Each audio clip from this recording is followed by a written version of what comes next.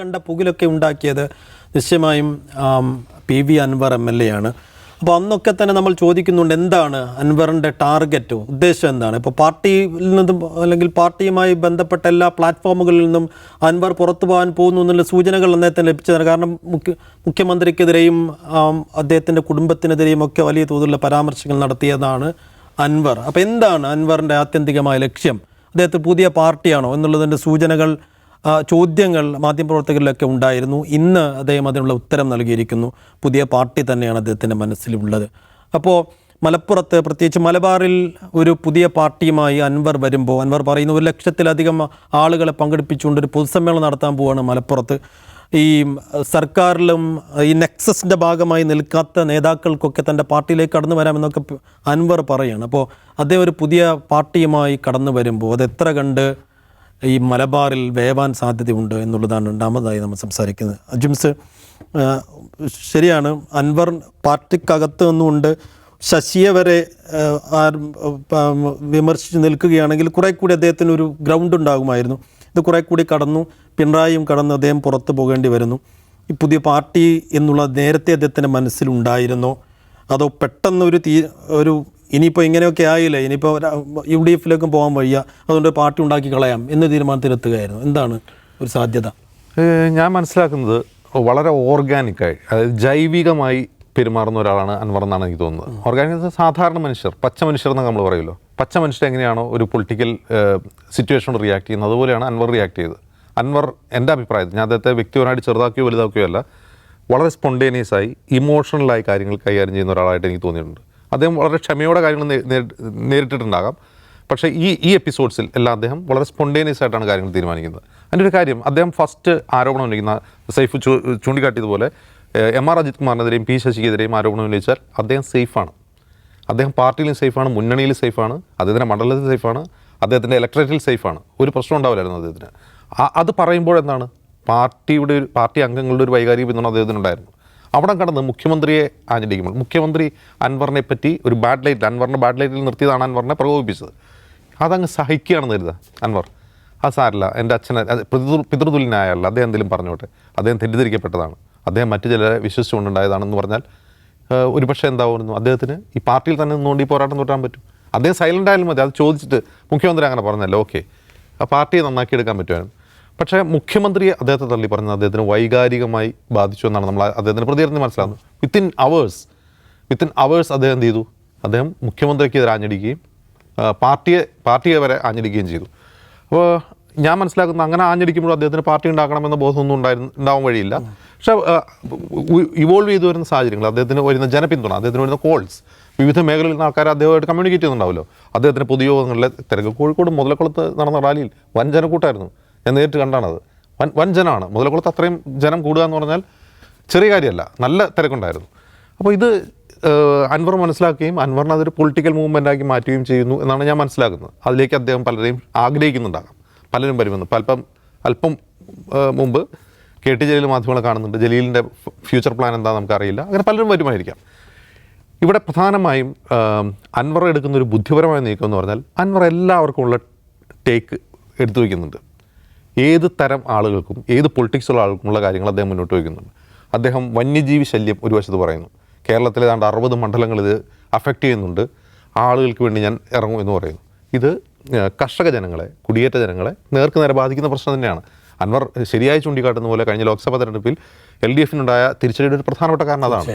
കാരണം നമ്മൾ തന്നെ നോക്കുക, കഴിഞ്ഞ 2 വർഷമായിട്ട് നമ്മൾ കവർ ചെയ്യുന്ന ഏറ്റവും പ്രധാന വാർത്ത ഏതാണ്? ഈ വന്യജീവി ശല്യം തന്നെയാണ്. അപ്പോൾ അവിടെ എന്താണ്, അൻവറിന് ഒരു ടേക്ക് ഉണ്ട്. 2, അൻവറിൻ്റെ പ്രധാന ലക്ഷ്യം മലപ്പുറം ജില്ലയാണ്.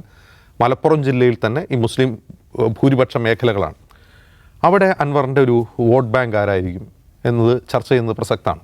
അൻവറിൻ്റെ പ്രധാന വോട്ട് ബാങ്ക് ഞാൻ മനസ്സിലാക്കുന്നത് കാന്തപുരം സുന്നി വിഭാഗമാണെന്നാണ്. അത് ഞാൻ മനസ്സിലാക്കുന്നത് എങ്ങനെയാണെന്ന് വെച്ചാൽ, നമ്മൾ അവരെ പോലുള്ളവരോട് സംസാരിക്കുമ്പോഴും അവരുടെ സോഷ്യൽ മീഡിയ റെസ്പോൺസുമാണ്. നമുക്കറിയാം, കഴിഞ്ഞ 8 വർഷമായിട്ട് LDF സർക്കാരിനെതിരെ അങ്ങനെ കാര്യമായ വിമർശനം ഉയർത്താത്തൊരു വിഭാഗമാണ് കാന്തപുരം. വ്യക്തിപരമായി തന്നെ അവരുടെ നേതാക്കളോ ആരും തന്നെ പിണറായി വിജയനെയോ LDF-നെയോ CPM-നെയോ അങ്ങനെ വിമർശിച്ചിട്ടില്ല. എന്ന് മാത്രമല്ല, പൗരത്വ പ്രക്ഷോഭം, മറ്റ് അന്താരാഷ്ട്ര വിഷയങ്ങളിലെല്ലാം CPM LDF സ്വീകരിക്കുന്ന നിലപാടിനോട് അവർക്ക് പൂർണ്ണമായ പിന്തുണ അവർ കൊടുത്തുകൊണ്ടിരിക്കുകയാണ്. ഇപ്പോൾ നിങ്ങളൊന്ന് നോക്കുക, അങ്ങനെയല്ല, ആ പൊസിഷൻ മാറിക്കൊണ്ടിരിക്കുകയാണ്. അപ്പോൾ അത് അൻവർ മനസ്സിലാക്കുന്നുണ്ട്. ആ ഒരു പിന്തുണ തനിക്ക് ലഭിച്ചേക്കും എന്ന് അദ്ദേഹം മനസ്സിലാക്കുന്നുണ്ട്. മറ്റൊരു കാര്യം, CPM മലബാറിൽ, മലപ്പുറത്ത് സവിശേഷമായും കൊണ്ടുവന്ന ഒരു പുതിയ പരീക്ഷണം ഉണ്ടല്ലോ, ഈ സ്വതന്ത്ര പരീക്ഷണം. ഈ സ്വതന്ത്ര പരീക്ഷണം എങ്ങനെയാണ്? അത് UDFൻ്റെ പരമ്പരാഗത വോട്ട് ബാങ്ക് കവർന്നെടുക്കുന്ന വ്യക്തികളെ ഇറക്കി അത് പിടിച്ചെടുക്കുകയാണ്. അതിപ്പോൾ PT റഹീം ആവട്ടെ, V അബ്ദുറഹ്മാൻ ആകട്ടെ, ജലീലാവട്ടെ, അൻവറാകട്ടെ, ആരാണെങ്കിലും ആ വോട്ട് ബാങ്ക് കാർവ് ചെയ്യാൻ പറ്റുന്ന ആളുകളെ പൊസിഷൻ ചെയ്തുകൊണ്ട് അത് പിടിച്ചെടുക്കുകയാണ് ചെയ്തത്. ഈ ആളുകൾക്ക് പലതരത്തിലുള്ള പ്രാദേശികമായ ഇൻഫ്ലുവൻസ് ഉണ്ടാകാം, പ്രാദേശികമായ പ്രശ്നങ്ങളിൽ അവരുടെ നിലപാട് അവരെ സഹായിച്ചിട്ടുണ്ടാകാം. എന്താണെങ്കിലും ആ ഒരു ലീഗല്ലാത്ത എന്നാൽ ഈ വോട്ട് ബാങ്ക് സ്വാധീനിക്കാൻ കഴിയുന്ന ആളുകളുണ്ട്. ആ ആളുകളെ തൻ്റെ പുതിയ പൊളിറ്റിക്കൽ മൂവ്മെൻറ്റിൽ നേതാക്കളായി അൻവർ കാണുന്നുണ്ട്. അതുകൊണ്ടാണ് അൻവർ പറയുന്നത് ഞാൻ ഈ പൊളിറ്റിക്കൽ മൂവ്മെൻറ്റ് പുറകിലുണ്ടാവും എന്ന് പറയുന്നത്. മറ്റു പലരും ഇതിലേക്ക് വരും, ഞാൻ ഇതിൻ്റെ പുറകിലുണ്ടാവും എന്ന് പറയാൻ ഞാനിതിൻ്റെ നേതാവല്ല, നിങ്ങളെല്ലാവരും വരൂ, ഇതൊരു മൂവ്മെൻ്റ് ആക്കാമെന്ന് അൻവർ ആഗ്രഹിക്കുന്നുണ്ട്. അവർ മറ്റൊരർത്ഥത്തിൽ അതൊരു സാധ്യതയുള്ള പരീക്ഷണം തന്നെയാണ്. പക്ഷേ സൈഫ് ഒന്ന് ആലോചിച്ച് നോക്കുക, ഇത് CPMനാണോ പരിക്കേൽപ്പിക്കുക അതോ മുസ്ലിം ലീഗിനാണോ എന്നുള്ളതാണ്. ഞാൻ മനസ്സിലാക്കുന്നത് ഇത് മുസ്ലിം ലീഗിനും പരിക്കേൽപ്പിക്കുന്നുണ്ട്. അതുകൊണ്ടാണ് അൻവറിൻ്റെ വിഷയത്തിൽ കുഞ്ഞാലിക്കുട്ടിയോ അല്ലെങ്കിൽ തങ്ങളോ മുസ്ലിം ലീഗ് തന്നെയോ വളരെ കരുതലോടെയുള്ള സമീപനം എടുക്കുന്നത്. അദ്ദേഹത്തെ എംബ്രേസ് ചെയ്യാൻ പോകുന്നില്ല, ഒരു പരിധി കടന്ന് അദ്ദേഹത്തിൻ്റെ വാദങ്ങളെ പിന്തുണയ്ക്കാൻ പോലും ഇല്ല. അൻവർ പറയുന്നതൊക്കെ ശരി വാ എന്ന് പറഞ്ഞിട്ട് ഒരു തരത്തിലുള്ള അമിതാഹ്ലാദമോ എക്സൈറ്റ്മെൻറ്റോ മുസ്ലിം ലീഗ് പ്രകടിപ്പിക്കുന്നില്ല. കാരണം എന്താണെന്ന് വെച്ചാൽ അത് അതിവിദൂര ഭാവിയിൽ അത് ലീഗിന് തന്നെ പ്രശ്നമാക്കും. പക്ഷേ ഇതിനൊരു സാധ്യതയുണ്ട്, അൻവർ ആ സാധ്യത തിരിച്ചറിയുന്നുണ്ട്. പ്രത്യേകിച്ചും ഈ 8.5 വർഷത്തെ LDF സർക്കാരിൻ്റെ ഭരണത്തിൽ ഏറ്റവും ഉയർന്നു കേട്ട RSS ആഭ്യന്തര വകുപ്പ് ബന്ധം, ആ ബന്ധം സംബന്ധിച്ച് മലബാറിലെ പല കോണുകളിൽ പല മനുഷ്യർക്കുമുള്ള സംശയങ്ങളെ, ആശങ്കകളെ കൃത്യമായി എൻകാഷ് ചെയ്യാനാണ് അൻവർ ശ്രമിക്കുന്നത്.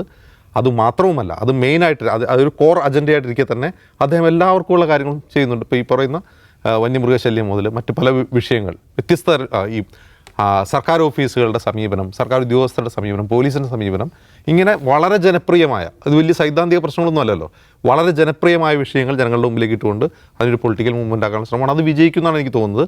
പക്ഷേ അതിൻ്റെ തിരിച്ചടി ആർക്കൊക്കെ ഉണ്ടാവുന്നുള്ളത് നമ്മൾ കാത്തിരുന്ന് കാണണം, പ്രത്യേകിച്ചും വരാൻ പോകുന്ന പഞ്ചായത്ത് തിരഞ്ഞെടുപ്പിൽ. നിഷാദ്, തീർച്ചയായും ഒരു ലീഡറാണ്, ഒരു ലീഡ് ചെയ്യാനുള്ള കപ്പാസിറ്റി ഒക്കെ അൻവറിനുണ്ട്. പക്ഷേ ആൾ കൂടെ ഉണ്ടാവുമോ എന്നുള്ളതാണ് ചോദ്യം. അല്ല, അൻവറിൻ്റെ രാഷ്ട്രീയ പദ്ധതി, രാഷ്ട്രീയ പാർട്ടിയായി മാറാനുള്ള പദ്ധതി എന്തുമാത്രം മലബാറിൽ വിജയിക്കുമെന്ന കാര്യത്തിൽ എനിക്ക് ആശയക്കുഴപ്പമുള്ള ആളാണ്. നേരത്തെ അജിംസ് പറഞ്ഞ പോലെ അദ്ദേഹം കടുത്ത വൈകാരിക സ്വഭാവത്തിൽ പ്രതികരിക്കുന്ന ആളാണ് എന്തിനോടും. മുഖ്യമന്ത്രി പോലും എന്തിനാണ് ആദ്യം തന്നെ അദ്ദേഹത്തിനെതിരെ കയറ്റി പറയുന്നത്? ഞാൻ വൈകാരികമായ ഒരു സാധനം, കുറച്ച് പ്രൊവോക്കേറ്റീവായ ഒരു സംഗതി ഇട്ട് കൊടുത്താൽ അൻവർ വൈകാരികമായി പ്രതികരിച്ച് അൻവർ തന്നെ തകർന്നോളും എന്ന് മനസ്സിലാക്കിയ രാഷ്ട്രീയ ബുദ്ധിയാണ് പിണറായി വിജയനിൽ നിന്ന് നമ്മൾ ആദ്യം കാണുന്നത്. മാധ്യമങ്ങളോട് മുഖ്യമന്ത്രിയെ പോയി നേരിട്ട് കണ്ടപ്പോൾ ഞാൻ മാധ്യമങ്ങൾ പുറത്ത് വെയിറ്റ് ചെയ്യുന്നു, ഞാൻ എന്ത് പറയണം പറഞ്ഞോ എന്നാണ് മുഖ്യമന്ത്രി പറഞ്ഞു. കുഴപ്പമൊന്നുമില്ല, നിങ്ങൾ പറഞ്ഞു. അപ്പോൾ അൻവർ പറഞ്ഞ് കയറി പോകും. അപ്പോൾ നമ്മൾ ഇടയ്ക്കൊന്ന് പ്രൊവോക്ക് ചെയ്താൽ അൻവർ മാക്സിമം പറയും. മാക്സിമം പറഞ്ഞു കഴിഞ്ഞാൽ പിന്നെ അൻവർ ഉന്നയിക്കുന്ന പ്രശ്നങ്ങളുടെ പ്രാധാന്യം ഇല്ലാതാവും, വീഴും എന്നറിയാവുന്ന ആളാണ് പിണറായി വിജയൻ. അത് അദ്ദേഹം പ്രയോഗിച്ചിട്ടുണ്ടാവണം. അത് അൻവർ നേരത്തെ പറഞ്ഞ പോലെ, നമ്മൾ മുമ്പ് പറഞ്ഞ പോലെ ക്ലൈമാക്സ് ഇൻ്റർവെല്ലിൽ പ്ലേ ചെയ്ത് കളഞ്ഞു ആ വൈകാരിക ആവേശത്തിൽ. അപ്പോൾ അദ്ദേഹം ഒരു രാഷ്ട്രീയ പാർട്ടിയുമായിട്ട് വരുമ്പോൾ ഒന്നാമത് കാണേണ്ട കാര്യം, അൻവറിൻ്റെ പ്രശ്നത്തെ കേരളീയ പൊതുസമൂഹം ഒരു പ്രത്യേക വിഷയത്തെ കേന്ദ്രീകരിച്ചുകൊണ്ടാണ് കാണുന്നത്. അതായത് ഈ സർക്കാരിനകത്ത് നിൽക്കുന്ന ഭരണപരമായ, ഈ സർക്കാരിൻ്റെ പൊതുവായ നയപരിപാടികളുമായി ബന്ധപ്പെട്ടതല്ല, ഭരണപരമായ ചില വൈകല്യങ്ങളുമായി ബന്ധപ്പെട്ട് അൻവർ ചില പ്രശ്നങ്ങൾ ഉന്നയിക്കുകയാണ്. ആ പ്രശ്നങ്ങൾ വേണമെങ്കിൽ ഇപ്പോൾ പരിഹരിക്കാവുന്നേ ഉള്ളൂ. ആർക്ക്? ഇപ്പോൾ CPMന് പരിഹരിക്കാവുന്നുള്ളൂ വേണമെങ്കിൽ. അതായത് RSS വൽക്കരണം വേണ്ട, വന്യജീവി പ്രശ്നത്തിനകത്ത് കുറച്ചുകൂടി സ്റ്റെപ്പ് എടുക്കാം. അല്ലാതെ നയപരമായി ഇപ്പം നമ്മൾ BJP കാണുന്നത് പോലെ അങ്ങേയറ്റം നയപരമായി കുഴപ്പമുള്ളൊരു സംവിധാനത്തോടുള്ള നമ്മുടെ ആജന്മ വിയോജിപ്പ് പോലെ അല്ലാതെ ഭരണപരമായ നടപടിയിലുള്ള വിയോജിപ്പ് അദ്ദേഹം ചില സ്പെസിഫിക് ഇഷ്യൂസ് ഉയർത്തിക്കൊണ്ട് വിയോജിച്ച് ഇറങ്ങിപ്പോകുന്ന ആളാണ് അൻവർ. ആ പ്രശ്നങ്ങൾ ഈ സീസണിലെ ഒരു പ്രധാനപ്പെട്ട വിഷയമാണ്. അതിന് കാഴ്ചക്കാരുണ്ട്, അത് കേൾക്കാൻ ആളുകളുണ്ട്, അതിലിടപെടാൻ ആളുകളുണ്ട് എന്ന വസ്തുതയാണ്. പക്ഷേ അതിനൊരു ദീർഘദൂര രാഷ്ട്രീയ പാതയിലൂടെ സഞ്ചരിച്ചു കൊണ്ടുപോകാൻ എന്തുമാത്രം കഴിയുമെന്നത് ഇപ്പോൾ സൈഫു മലബാറിലുള്ള ആളാണല്ലോ. അപ്പോൾ അൻവർ ഉന്നയിക്കുന്ന പ്രശ്നങ്ങൾ മലബാറിൻ്റെ ഒരു അടിസ്ഥാന പ്രശ്നമാണ്, ദീർഘദൂര സ്വഭാവത്തിലുള്ള പ്രശ്നമാണ്. ആ പ്രശ്നത്തിൽ അൻവറിൻ്റെ കൂടെ നിൽക്കണമെന്ന് വിചാരിക്കാൻ എത്ര ആൾക്കാരെ കിട്ടുമെന്നാണ് അൻവർ മുമ്പിലുള്ള ഒരു പ്രധാനപ്പെട്ട വെല്ലുവിളി.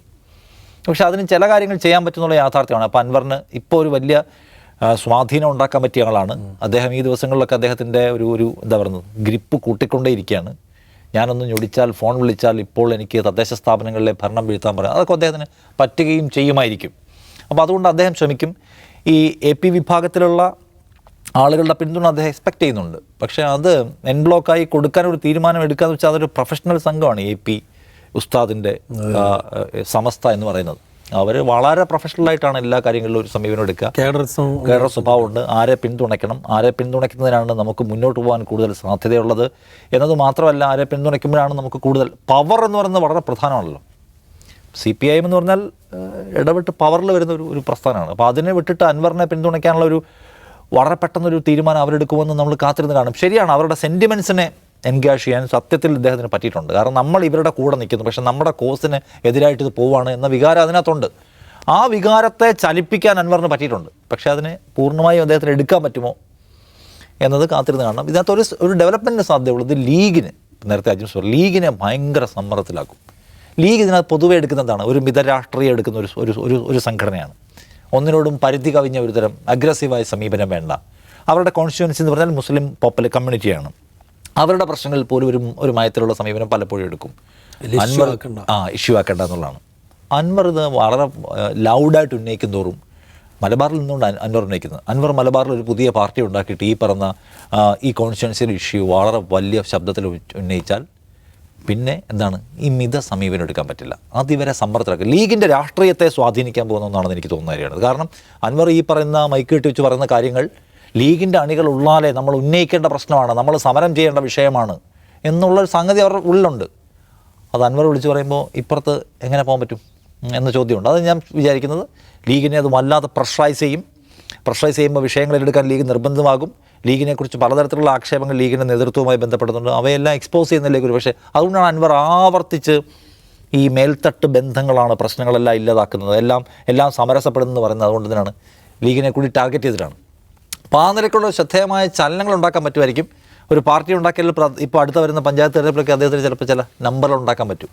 ആ നമ്പർ വെച്ചിട്ട് അദ്ദേഹത്തിന് ഏതെങ്കിലും മുന്നണിയോട് വേണമെങ്കിൽ സംസാരിക്കാനൊക്കെ പറ്റുമായിരിക്കും. അതുകൊണ്ട് അദ്ദേഹം ആ കാര്യത്തിലൊക്കെ വളരെ ആസൂത്രിതമായി പോകുന്നു. വേണമെങ്കിൽ പോയി എവിടെയെങ്കിലും ചേരാമല്ലോ, കോൺഗ്രസ്സിലൊക്കെ വേണമെങ്കിൽ ചേരാം, അല്ലെങ്കിൽ വേറെ ഏതെങ്കിലും ഒരു പ്രതിപക്ഷ പാർട്ടിയുമായിട്ട് ഡിസ്കസ് ചെയ്യാനോ ഒരു ഡോർ ഓപ്പൺ ചെയ്യാനോ അൻവറിന് ഒരു പ്രയാസമില്ല ഇപ്പോഴത്തെ സാഹചര്യത്തിൽ. പക്ഷേ അത് ചെയ്യാതെ സ്വന്തം പാർട്ടി ഉണ്ടാക്കുന്ന അദ്ദേഹത്തിൻ്റെ പ്ലാൻ കൊള്ളാം. അതിൽ ഇപ്പോൾ ഈ മുഖ്യമന്ത്രിയും CPM-ഉമായിട്ടുള്ള തർക്കത്തിൽ അദ്ദേഹം സ്വീകരിച്ച അതിവൈകാരികതയുടെ വിസ്ഫോടനങ്ങൾ ഉണ്ടാവാതിരുന്നാൽ കുറച്ചുകൂടി അദ്ദേഹത്തിന് പ്രൊഫഷണലായിട്ട് പോകാൻ പറ്റുമായിരിക്കും. അതിലെന്തുമാത്രം ശ്രദ്ധിക്കുന്നുണ്ട്, എന്തുമാത്രം വളരെ കൃത്യമായിട്ടുള്ള പൊളിറ്റിക്കൽ സ്ട്രാറ്റജീസ് എടുക്കുന്നുണ്ട് നമുക്ക് ഉറ്റു നോക്കണം.